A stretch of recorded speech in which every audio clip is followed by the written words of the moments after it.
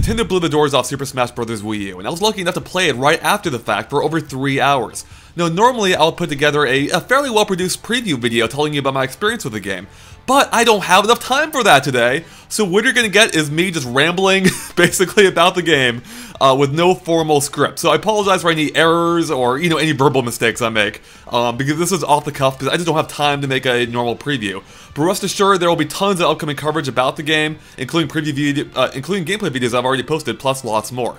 Okay, anyways, on to the game. So I got to play pretty much most of the modes in the game, at least most of the major ones. There's so much in here I wasn't able to cover everything.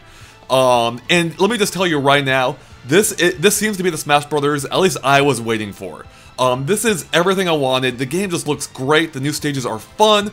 Some of the new modes seem enticing, but more on those in a bit. But overall, I was just so happy to be playing this game with a proper GameCube controller. And really, the thing to me that stands out perhaps the most is just how great this game looks. It does look fantastic. It runs at 1080p at 60 frames per second, a rock-solid 60 frames per second. I did not see any fluctuations at all, even when playing an 8-player Smash, which to me is pretty remarkable. Now, speaking of 8-player Smash, I was surprised by how fun this was. I got played in a couple of matches, once on Kirby's Great Cave Offensive, then again in Palutena's Temple. Both of them were a lot of fun, very different than what you'd expect, and by having the massive levels, it actually does lend itself very well to the 8-player format. In Kirby's Great Offensive, it has these things called, I think, the Danger Zones, these red areas throughout the course, where if you get tossed in them at more than 100% in damage, you'll basically be KO'd. And at first, it seems like that may be pretty jarring. It actually works really well, though, because if you may recall in Hyrule Temple, one of the problems, if you want to call it that per se, maybe quirks of the level, is that when you're high in damage, it's hard to KO people. You just get ping-ponged around a lot. But having those KO zones, it actually solves that problem. Now, Palutena's Temple, conversely, doesn't have them. So it actually plays in, it's actually more similar to Hyrule Temple. And it's fun in its own right, but I actually did find myself enjoying Great Cave Offensive more for that reason. Because you couldn't just hide in the middle of the stage, and be protected from KOs. Instead, you were pretty much vulnerable anywhere. Yeah, so I really did like that stage. It was a lot of fun. I love the overall look of it. It captures the look and feel of Kirby's Great Cave Offensive, including having treasure chests around you can open up to get items. They had minecarts to went through the course. It just looks great. And then Palutena's Temple was also fun. Not much to say about that. Now, the other stages I got to play were... overall, all the new ones I played were a blast. Some of the ones that stood out to me the most was the Mario Circuit level from Mario Kart 8. Which really embraces the anti-gravity concept. Not so much in how it works, from a purely gameplay perspective, in a match-to-match or in a area-to-area segment. God, that doesn't make sense. What I mean is, it's a traveling stage, right? You fly around the stage on a platform like other traveling stages. But what's cool is the track itself in the background uses the anti-gravity, and there's Shy Guys racing around. So what might happen is you'll land on a section perpendicular to a wall, and the Shy Guys will actually race along the wall behind you, meaning you'll have to watch out for them at all kinds of altitudes. And there's another part where you'll land beneath the track, and the Shy Guys will be racing overhead, so you have to watch out for them, when you're jumping. It is a lot of fun. It looks gorgeous. It's super detailed. Another super detailed course is Yoshi's Woolly World, which again just looks great, and it's surprising that it's in here at all, considering the game's not even out yet. But what's cool about this one is it starts off on on the ground, but there's cloud platforms above. But then the ground will give away at some point, and you'll have to be on the clouds in order to not die. And then eventually the clouds will touch back down elsewhere in the level or on a different section of the ground. And it really just lends it really does lend a very dynamic feel to the stage. It feels good. It was fun. And speaking of very dynamic feel, Jungle Hijinks, based on Donkey Kong Country Returns, I really enjoyed.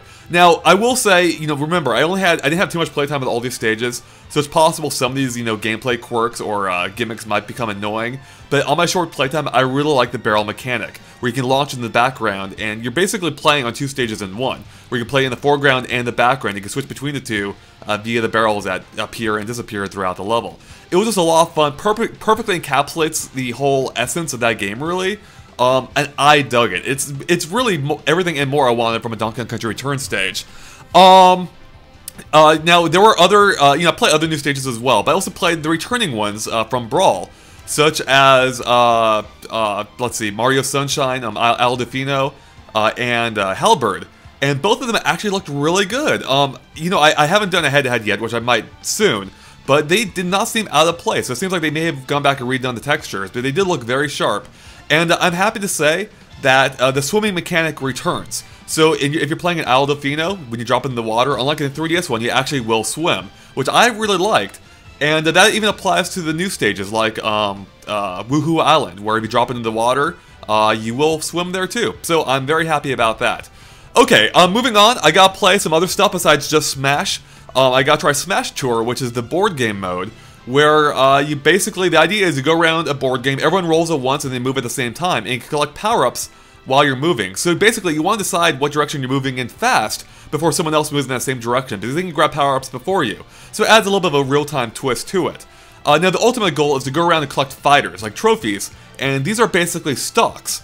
And these stocks will come into play at the very end once all the turns are exhausted. And you can set the turns from a minimum of 15, I think, up to a much higher amount.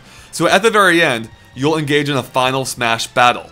And I believe it always takes place in Battlefield. I could be wrong.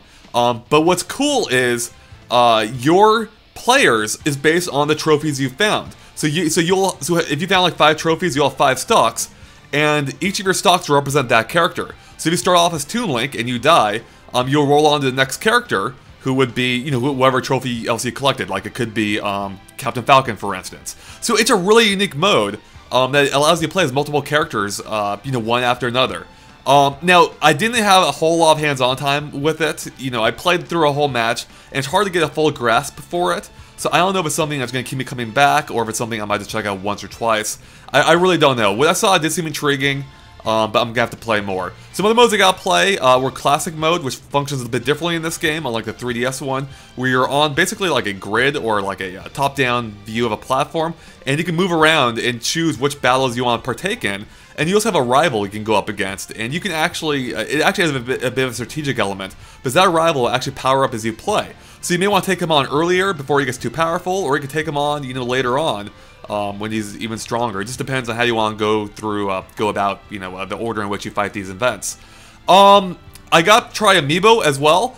I wasn't too, enthusiastic about Amiibo originally. I gotta say, I did kind of enjoy starting off training my little Yoshi Amiibo and watching him power up. I got up to level 17 in the course of about an hour and a half, and it was just neat to see how he evolved and picking up some of my gameplay mechanics. Now, you know, again, I only had about an hour with the Amiibo, so it's hard to tell exactly how much of it he was picking up from me. But it did seem like he was picking up things from various other fighters, and he did at least grow in skill level as we went. In our 8-player Smash video, you can see him taking out other people in the Great Cave Offensive. So that was really neat actually to see, and I am intrigued by the feature. I don't know how you know, I'm gonna have to play it much more, of course, to see how it fully works.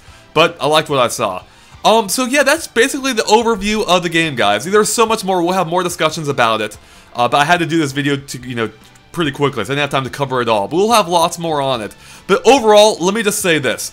I have not been this excited from a game after a preview event, I don't think ever. I like Smash Bros. 3DS. I literally said that in the review. But this is the game I've been waiting for. Now, of course, you're going to have to wait for my full review to get my final thoughts. But I really can't imagine a situation in which I just don't adore this game. It's a lot of fun, and I'm looking forward to playing it more. So, of course, keep an eye on GameXplain.com for more upcoming gameplay videos and other features and other things gaming as well. Alright, thanks, guys. Bye.